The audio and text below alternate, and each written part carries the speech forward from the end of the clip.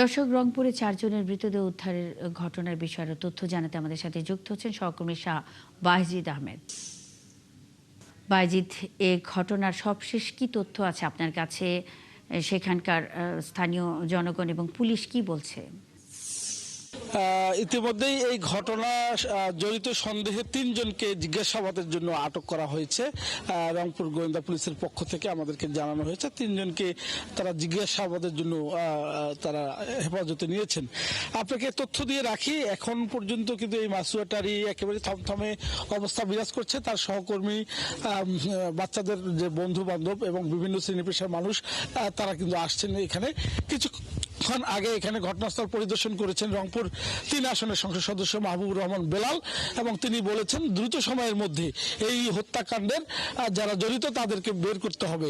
পাশাপাশি তার সাথে এসেছিলেন রংপুর সিটি আমির মহানগর জামাতের এটিএম আজম খান। তিনি বলেছেন রংপুরকে অস্থিতিশীল করবার জন্য এই হত্যাকাণ্ড ঘটানো হয়েছে এবং দ্রুত সময়ের মধ্যে যেন এই ঘটনা বের করা হয়, এবং তারাও কর্মসূচি দিয়েছেন যে মানববন্ধন সহ নানা কর্মসূচি জামাতের পক্ষ থেকে পালন করা হবে, এটি তারা বলছেন। তবে এই যে ঘটনা, এখানে কিন্তু আপনি হয়তো ছবিতে দেখতে পাচ্ছেন এই বাড়িটি একেবারে জনবসতিপূর্ণ এবং ঘনবসতি। এই যে মাসুয়াটারি যে এই গলিটিতে প্রায় 300 থেকে 350 লোকের বসবাস, পরিবারের বসবাস। এই পরিবারে যদি এই বাড়ি থেকে একটা চিৎকার দেওয়া যেত তাহলে কিন্তু পুরো আশেপাশে 50টা বাড়ির শব্দ যাওয়ার কথা। এবং গেটের প্রধান গেট, সেই গেটের 2 পাশে 2টি দোকান রয়েছে যেগুলো মধ্যরাত পর্যন্ত খোলা থাকে।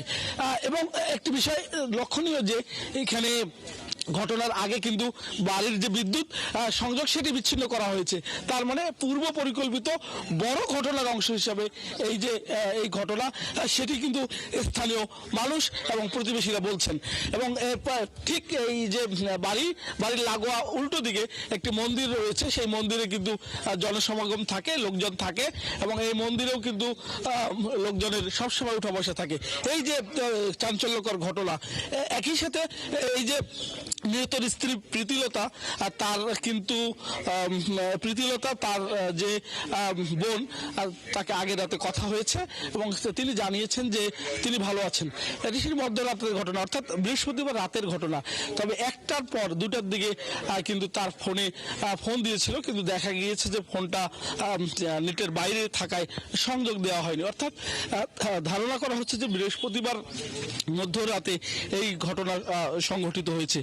এ নিয়ে পুরো উদ্বেগ উৎকণ্ঠায় এখানকার রংপুরের মানুষ। এর আগে 4টি হত্যাকাণ্ড কখনো এইভাবে ঘটেনি, এবং সেটি দেখার জন্য দ্রুত তারা আজকে বেলা 11টায় জেলা স্কুলের শিক্ষার্থীরা মানববন্ধন ডেকেছে জেলা স্কুল। শাহ বায়েজিদ আহমেদ, আপনি আছেন ঘটনাস্থলে, আপনি খবর রাখতে থাকুন, নিশ্চয়ই পরবর্তীতে আরও জানবো। দর্শক, রংপুরে তালাবদ্ধ বাড়ি থেকে একই পরিবারের 4 জনের মরদেহ উদ্ধার করা হয়েছে। এ বিষয়ে সবশেষ খবরাখবর নিয়ে শাহ বায়েজিদ আহমেদ আমাদের সঙ্গে এতক্ষণ যুক্ত ছিলেন।